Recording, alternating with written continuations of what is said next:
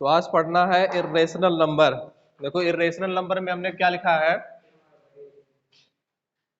कि the number that are expressible as non terminating and non repeating decimal when expressed in decimal form are known as irrational number. देखो rational number में हमने दो बताया था कि टर्मिनेटिंग, नॉन टर्मिनेटिंग, रिपीटिंग दोनों decimal form वाले क्या होते हैं, rational. Terminating decimal expansion, non terminating repeating decimal expansion दोनों क्या होते हैं, रेशनल। लेकिन अगर क्या हो जाए, नॉन टर्मिनेटिंग नॉन रिपीटिंग हो जाए, नॉन टर्मिनेटिंग नॉन रिपीटिंग वाला डेसिमल एक्सपेंशन हो जाए तो उसे हम क्या बोलेंगे, इर्रेशनल नंबर बोलेंगे। जैसे एग्जांपल देख लीजिए यहां पर,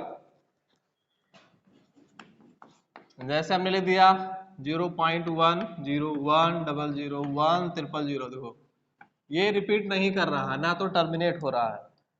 ये डैश डैश का मतलब है कि आगे ऐसे बढ़ते जा रहा है, टर्मिनेट नहीं हो रहा है, तो नॉन टर्मिनेटिंग हो गया। देखो पहले क्या है, 1 1 के बाद 1 0 आया, फिर 1 के बाद 2 0 आ गया, 1 के बाद 3 0 आ गया, फिर ऐसे करके अलग अलग वैल्यू आता जा रहा है, टर्मिनेट नहीं हो रहा ना तो रिपीट कर रहा है। तो नॉन टर्मिनेटिंग नॉन रिपीटिंग को क्या बोलेंगे, इर्रेशनल। अगर डेसिमल फॉर्म में लिखा जाए ऐसा कोई नंबर जो डेसिमल फॉर्म में लिखने पर non terminating non repeating decimal आए तो उसे हम कहेंगे इर्रेशनल। क्या कहेंगे, इर्रेशनल कहेंगे उसे, ठीक है। चलिए ये पहला टाइप हो गया, जान लीजिए। और दूसरा टाइप है कि अगर कोई होल नंबर है, ठीक है, जिसका परफेक्ट स्क्वायर नहीं बन सकता। होल नंबर क्या लिखिए, नेचुरल नंबर कहिए। क्या कहिए, नेचुरल नंबर कह दीजिए कि नेचुरल नंबर अगर गिवन है और उसका परफेक्ट स्क्वायर नहीं बन रहा है, रूट में गिवन है, ठीक है, तो वो भी क्या होता है, इर्रेशनल होता है। तो यहां पे लिख लेंगे, ऐसे लिखिए if M is positive integer. Positive integer कहिए, नेचुरल नंबर बोल दीजिए, ठीक है, तब भी सही हो जाएगा। If M is positive integer which is not perfect square, which is not perfect square, then root m is irrational।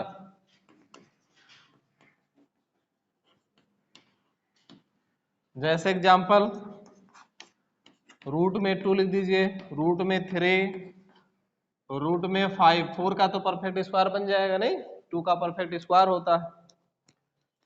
Root 6 हो गया, ऐसे करके आप लिख सकते हैं, ठीक है।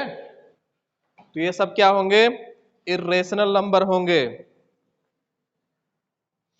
और क्यूब रूट रहे तब भी तीसरा टाइप है कि अगर ये हम क्या है, पॉजिटिव इंटीजर है और उसका परफेक्ट क्यूब नहीं बन सकता, परफेक्ट क्यूब नहीं बन सकता, तो सेम सेम यही लिखेंगे, रूट एम लिख देंगे यहाँ परफेक्ट क्यूब बनाने के लिए, ठीक है। क्यूब के लिए क्या लिखते हैं, यहाँ पर 3 लिख देते हैं।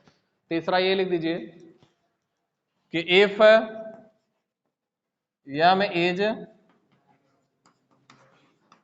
Positive integer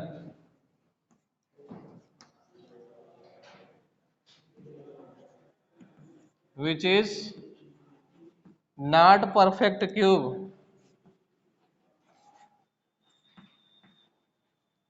which is not perfect cube, then देखो यहाँ क्यूब रूट, इसको क्या बोलते हैं, क्यूब रूट। अगर 3 लगा देंगे ना ऐसे रूट बना के तो इसको क्यूब रूट बोलते हैं। Then cube root of m is irrational. Example जैसे लिख लीजिए यहाँ पर, cube root of 3 2, cube root of 3, cube root of 4 भी हो सकता है, ठीक है, क्यूब रूट ऑफ 5, ऐसे जिसका परफेक्ट क्यूब ना बने, ठीक है। ये सब क्या होंगे, इर्रेशनल होंगे। क्या होंगे, इर्रेशनल होंगे, ठीक है। और अगला है चौथा पॉइंट, देखो पाई को हम क्या बोलते हैं, इर्रेशनल। पाई को क्या बोलते हैं, लेकिन अगर पाई का वैल्यू 22/7 हमने लिख दिया तो वो रेशनल हो जाएगा। क्या लिखिए, पाई इज इर्रेशनल।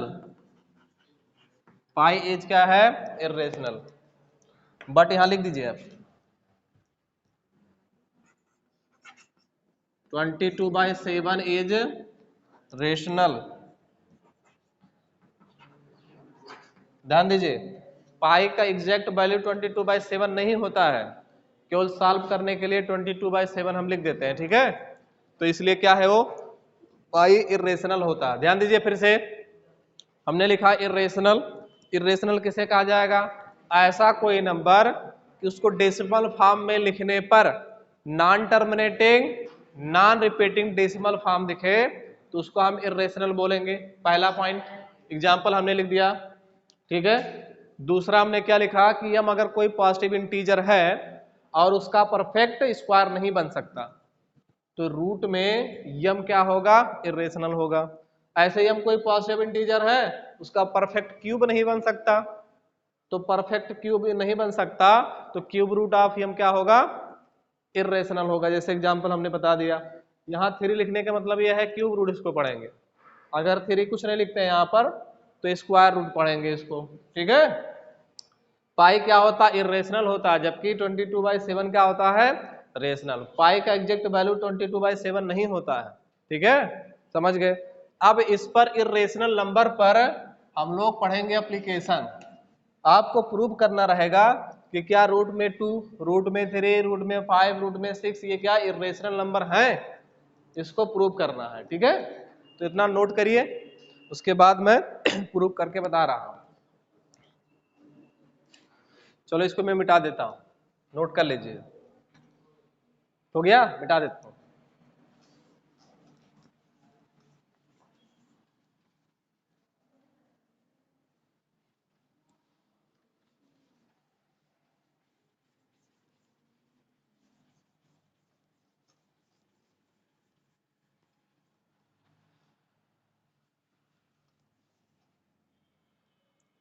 चलिए क्वेश्चन लिखते हैं।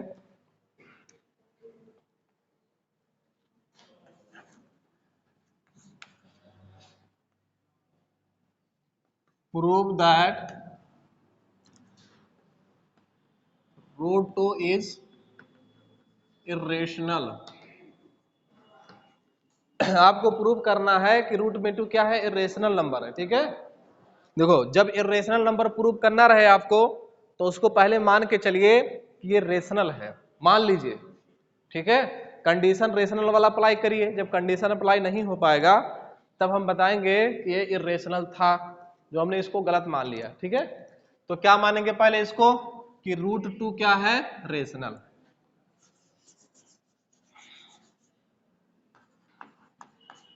ऐसे लिख लिया, लेट रूट 2 इज रेशनल। अगर रूट 2 को हम रेशनल मान रहे हैं तो रेशनल नंबर को लिखने का तरीका मैंने बताया था कि उसको p बाय क्यू के फॉर्म में लिख सकते हैं। p और q क्या होगा, इंटीजर, और q नॉट इक्वल टू 0 होना चाहिए, होना चाहिए कि नहीं। जब इसको हमने रूट 2 को रेशनल मान लिया तो इसको रेशनल दिखाएंगे। देखो root 2 equal p by q ऐसे लिखिए, यहाँ ब्रैकेट में लिखिए where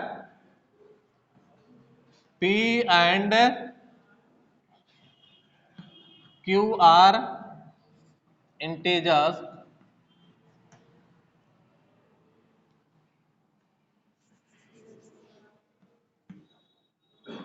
such that p and q have no common factor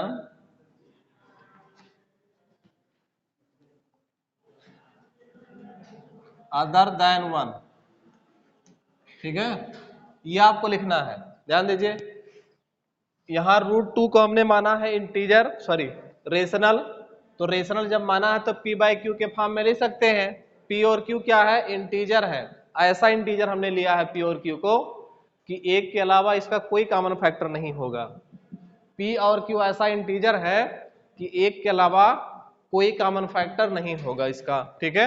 जैसे हमने मान लिया कोई 1/3 हो सकता है, 2/3 हो सकता है, ठीक है, 3/4 हो सकता है, इन दोनों में कॉमन कोई वैल्यू नहीं आ रहा, ठीक है, एक के अलावा। तो ऐसा कोई इंटीजर यहाँ पर है जो एक के अलावा कोई कॉमन फैक्टर ना हो किसी का। अब क्या करेंगे, इसका क्रॉस मल्टीप्लाई करिए, √2 का क्यू में मल्टीप्लाई करिए, ये मल्टीप्लाई हो गया। अब लिखिए squaring on both side, squaring on both side. देखो दोनों तरफ जब स्क्वायर लगाएंगे तो क्या आने वाला है,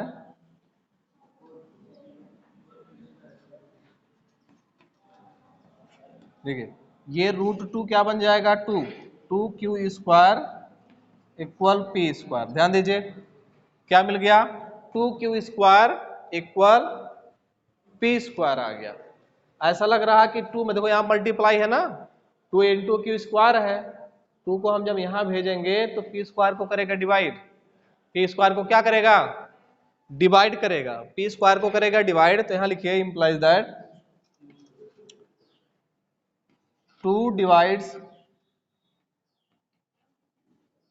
पी स्क्वायर। ध्यान दीजिए जब पी स्क्वायर को डिवाइड कर सकता है तो इसके रूट को, पी स्क्वायर के रूट को भी डिवाइड कर सकता है, ये थ्योरम होता है, ठीक है। जैसे मान लीजिए 25 था, 25 क्या है, 5 का स्क्वायर है, यहां मैं लिख देता हूं 25 मान लेते हैं। ध्यान दीजिए कि 25 है ये, तो 25 किसका स्क्वायर है, 5 का स्क्वायर है। मान लेते हैं ये 5 का स्क्वायर 5 से डिवाइड हो रहा है, 5 का स्क्वायर 5 से डिवाइड हो रहा है, तो इसका स्क्वायर रूट अगर 5 की स्क्वायर का कितना आएगा, 5 ही आएगा, तो 5 से डिवाइड हो जाएगा। ऐसे यहां हमने लिखा कि पी स्क्वायर जब 2 से डिवाइड हो सकता है, पी स्क्वायर 2 से जब डिवाइड हो सकता है तो पी स्क्वायर का स्क्वायर रूट पी आएगा, पी भी क्या हो जाएगा, 2 से डिवाइड, ठीक है। तो यहां फिर से इंप्लाइज दैट लिखिए 2 डिवाइड्स पी, ठीक है, ऐसे लिख दीजिए। अब यहां क्या देखने को मिल रहा है, ये देखने को मिल रहा है कि p का फैक्टर क्या आ गया, 2 फैक्टर इसमें होगा, p में 2 फैक्टर होगा। अब क्या करते हैं, देखो इसको एक क्वेश्चन फर्स्ट मान लीजिए, ये इसको एक क्वेश्चन फर्स्ट मानिए। अब इस इक्वेशन में p का वैल्यू कुछ रख दीजिए, मान लीजिए लेट p इक्वल, ऐसे लिखिए 2m, m क्या है, कोई अदर इंटीजर है, यहां लिखिए where m is other integer, ठीक है, m कोई दूसरा इंटीजर है। अब यही वैल्यू जो 2m हमने माना है, p इक्वल 2m कहां पे रखना है, इक्वेशन फर्स्ट में, इक्वेशन फर्स्ट में रखेंगे तो क्या मिलेगा, 2q² इक्वल, देखो p के जगह पर 2m लिख देंगे, इसका स्क्वायर हो जाएगा, 2q² इक्वल आ जाएगा 4m², ये 2 से हो गया डिवाइड, तो q² इक्वल आ गया 2m², हो गया ना। ध्यान दीजिए अब यहां क्या मिल रहा है, यहां फिर से देखने को मिल रहा है कि 2 जब m² में है मल्टीप्लाई, तो 2 को जब यहां भेजेंगे इसके नीचे तो q² को करेगा डिवाइड, q² को क्या करेगा, डिवाइड करेगा। तो ऐसे लिखे इंप्लाइज दैट 2 डिवाइड्स q², जब q² को डिवाइड कर सकता है 2, तो 2q को भी डिवाइड कर सकता है, यहां लिखेंगे फिर से इंप्लाइज दैट 2 डिवाइड्स q, ठीक है, ये हमने लिख दिया। अब यहां क्या मिल गया, 2 का और सॉरी p का और q का कॉमन फैक्टर 2 आ गया। देखो यहाँ p 2 से डिवाइड हो रहा है, q भी 2 से डिवाइड हो रहा है, तो p और q का कॉमन फैक्टर क्या आ गया, 2 आ गया, p और q का कॉमन फैक्टर क्या आ गया, 2 आ गया। तो यहां लिखिए ऐसे कि here common factor of p and q are 2, common factor P और Q का कितना आ गया 2 आ गया, लेकिन ऊपर हम लोग क्या माने थे, P और Q ऐसा इंटीजर लिए थे कि एक के अलावा कोई कॉमन फैक्टर नहीं होगा। तो यहाँ पर कंट्राडिक्शन दिखा रहा है ना, विरोधाभास दिख रहा है। तो यहाँ विरोधाभास इसलिए आ रहा है कि √2 हमने जो माना है, कंट्राडिक्शन इसलिए आ रहा, कंट्राडिक्ट आ रहा है कि √2 जो हमने रेशनल माना था ये रेशनल नहीं बल्कि क्या है, इर्रेशनल है। ठीक है,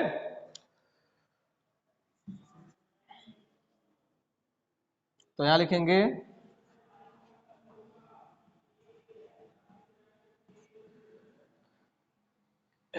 hair contradiction arises due to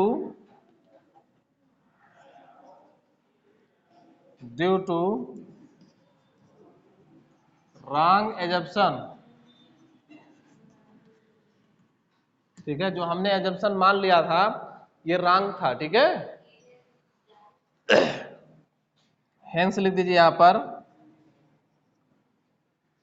√2 is irrational, ऐसे लिख दीजिए, शॉर्ट में लिख दीजिए। ठीक है, फिर मैं समझा दे रहा हूं एक बार।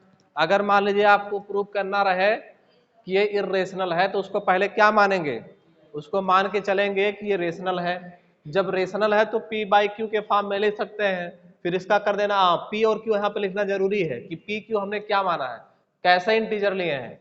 हमने यहाँ लिखा है कि P और Q क्या है, इंटीजर है, और ऐसे इंटीजर है कि एक के अलावा कोई कॉमन फैक्टर P और Q में नहीं है। ठीक है, एक के अलावा कोई कॉमन फैक्टर नहीं, ये लिखना जरूरी है।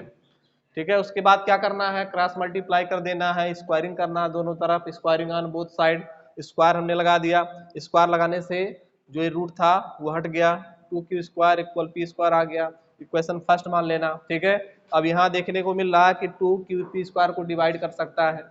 जब 2P स्क्वायर को डिवाइड कर सकता है तो 2P को भी डिवाइड कर सकता है। ठीक है, ये हो गया। फिर क्या करना है, जहां पर ये नंबर नहीं रहेगा, मान लेते हैं हो सकता है ये उल्टा हो। ठीक है, जहां पर नंबर नहीं रहेगा उसी को मान लेना है लेट करके। ठीक है, कितना मानना है, रूट में अगर 2 प्रूव करना है तो 2m मानना है, अगर रूट में 3 प्रूव करना है तो 3m मानना है, रूट में 5 प्रूव करना है तो 5m मानना है, ऐसे करके। ठीक है, तो हमने मान लिया let p equal to 2m। m क्या है, कोई दूसरा इंटीजर है। फिर यही p की वैल्यू जो 2m हमने माना है पहले इक्वेशन में पुट कर देना। यहाँ पे पुट करेंगे तो 2q स्क्वायर इक्वल, देखो यहाँ p के जगह 2m लिखेंगे, 2m का होल स्क्वायर आ गया, तो 2q स्क्वायर इक्वल आ गया 4m स्क्वायर, 2 से ये हो गया डिवाइड। ठीक है, कितना आ गया, q square equal 2m square आ गया ना। अब इससे क्या पता चल रहा है कि 2q स्क्वायर को डिवाइड कर सकता है, q स्क्वायर को डिवाइड कर सकता है तो q को भी डिवाइड कर देगा। ठीक है, तो यहाँ देखो क्या मिल गया, P और Q का कॉमन फैक्टर 2 आ गया, जबकि हम ऊपर क्या माने थे, P और Q का कॉमन फैक्टर एक के अलावा नहीं होगा। तो ये कंट्राडिक्शन क्यों आ रहा है, क्योंकि हमने रॉन्ग अजम्पशन ले लिया था, गलत मान लिया था उसको। ठीक है, तो ये क्या हम लिख देंगे कि हेंस √2 क्या था, इर्रेशनल नंबर था। ठीक हो गया ना, नोट करिए।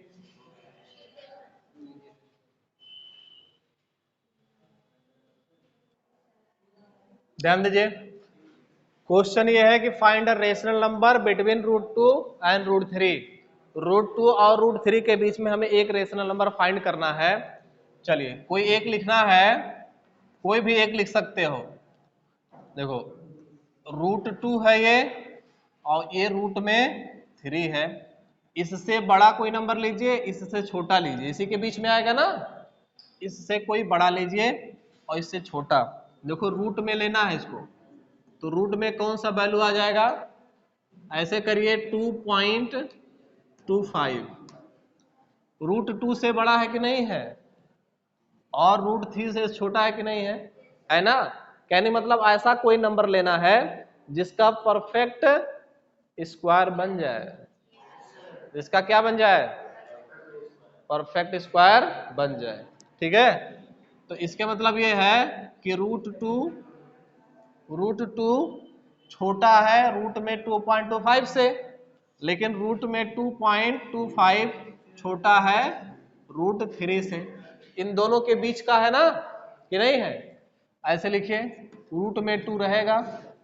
अब इसका परफेक्ट स्क्वायर कितना आएगा, 1.5 आ जाएगा। ठीक है, 1.5 आएगा। 1.5 को हम क्या लिख सकते हैं, 3/2 लिख सकते हैं ना कि नहीं। तो आंसर आपका क्या आ गया,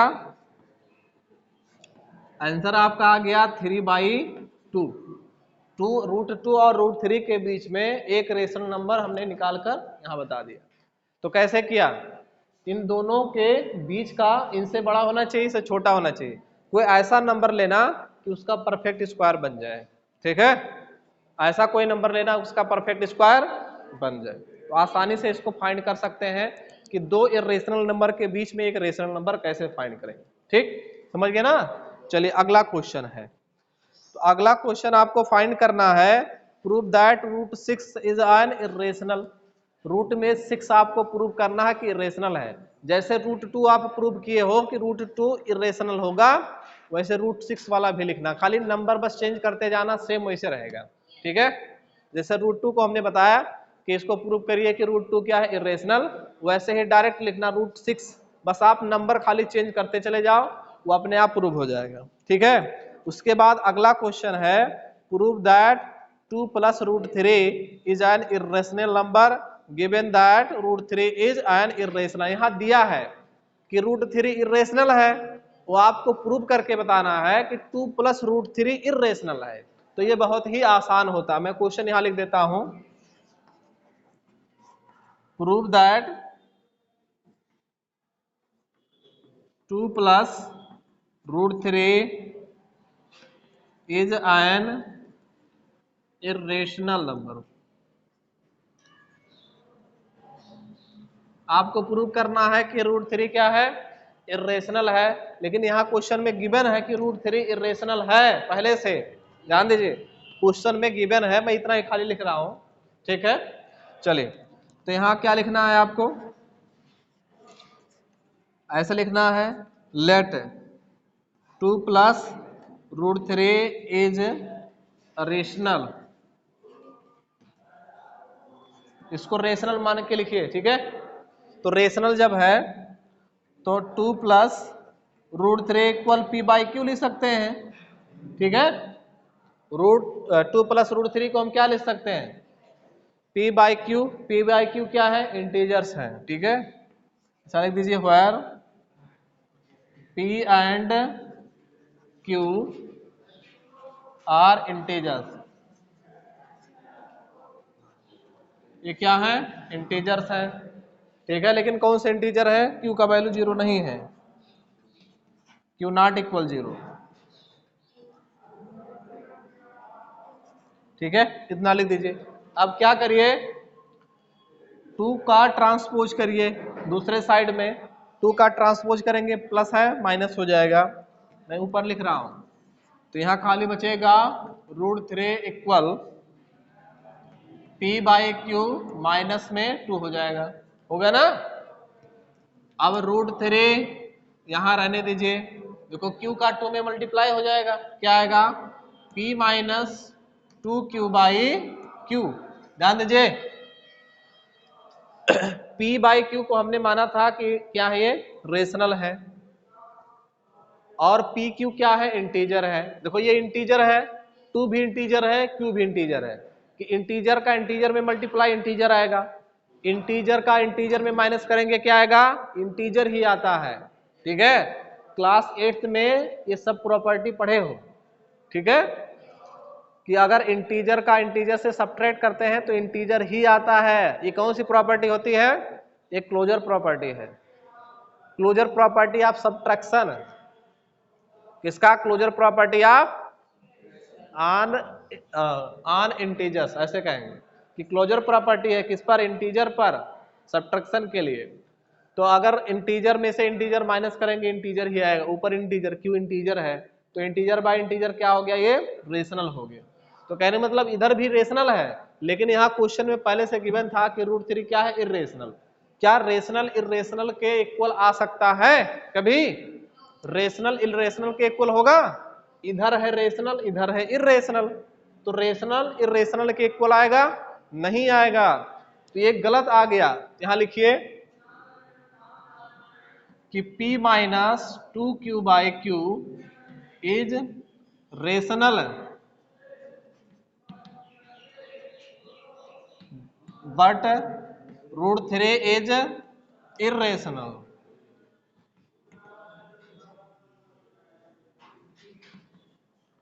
ठीक है, ये क्या है? इरेशनल है। तो यहां लिख दीजिए this contradicts arises due to wrong assumption।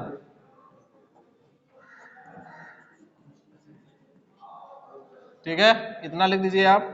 उसके बाद लिखिए हेंस, उसके बाद लिख दीजिए हेंस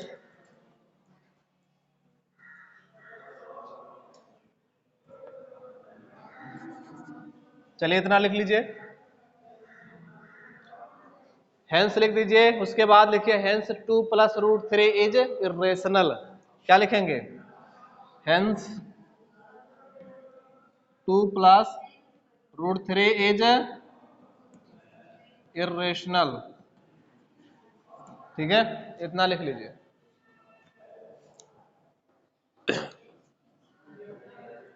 क्या प्रूव करना था आपको कि 2 + √3 इरेशनल नंबर है, तो पहले क्या मानेंगे? उसको रेशनल मानेंगे।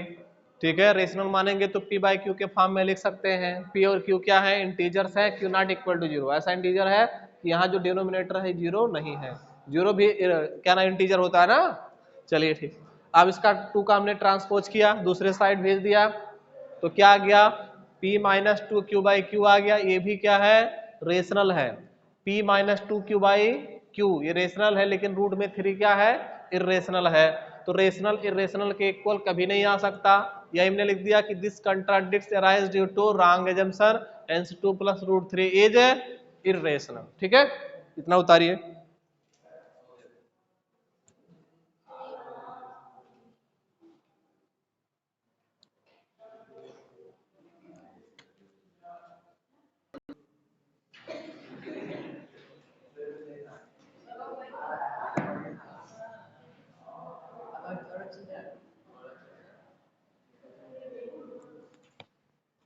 चलिए ध्यान दीजिए, तो 2 एग्जाम्पल हमें बताना है इरेशनल नंबर का जिसका सम क्या हो जाए? रेशनल हो जाए।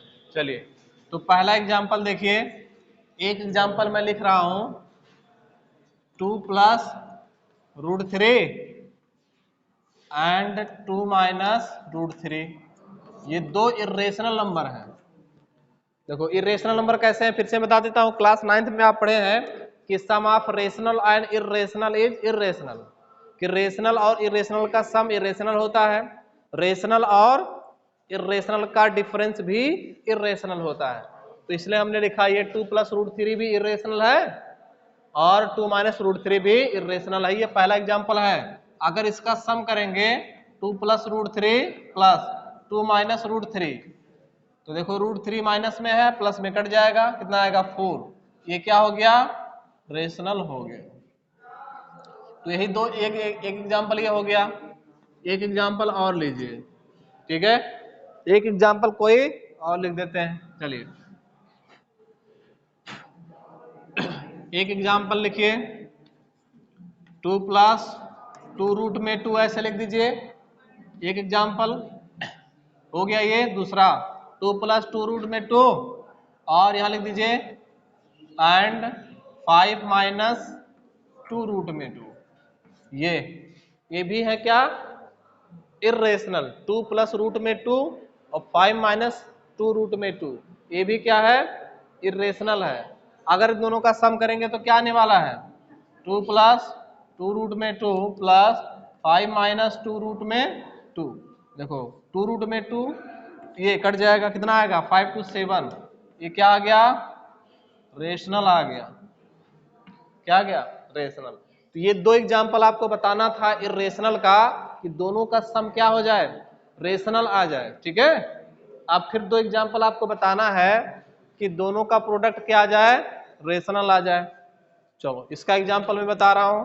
पहला जैसे मैं लिख दिया √2 प्लस सॉरी एंड 3√2। देखो ये दोनों इरेशनल है ना, रूट में 2 और 3 रूट में 2, ये दोनों इरेशनल हैं। अगर इनका प्रोडक्ट करेंगे तो क्या आने वाला है, रूट में 2 इंटू 3 रूट में 2, ये आ जाएगा कितना, 3 2 जा 6 आ जाएगा। देखो ऐसे 3 इंटू 2 बचेगा, ये भी आ गया क्या, रेशनल आ गया, रेशनल आ गया।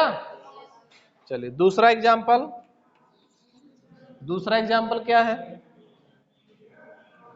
5 रूट 3 एंड 6 रूट में 3, ये दोनों का प्रोडक्ट क्या आएगा, प्रोडक्ट लिखिए दोनों का, 5 रूट 3 इंटू 6 रूट 3 क्या आएगा, 5 इंटू 6 इंटू 3 आ गया। देखो रूट में 3 रूट में 3 3 हो जाएगा,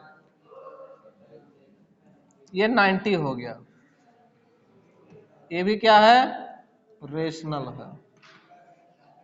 ठीक है, तो ये दो एग्जाम्पल बताने थे दोनों क्वेश्चन का। पहले क्वेश्चन का बताना था कि दो ऐसे इरेशनल नंबर का एग्जाम्पल आप बताइए कि दोनों का सम क्या हो जाए, रेशनल हो जाए। तो हमने एग्जाम्पल बता दिया दो दो, कि दो ऐसे एग्जाम्पल बताइए इरेशनल नंबर का कि उनका प्रोडक्ट क्या आ जाए, उनका प्रोडक्ट रेशनल हो जाए। समझ गए ना, चलिए इतना नोट करिए जल्दी से।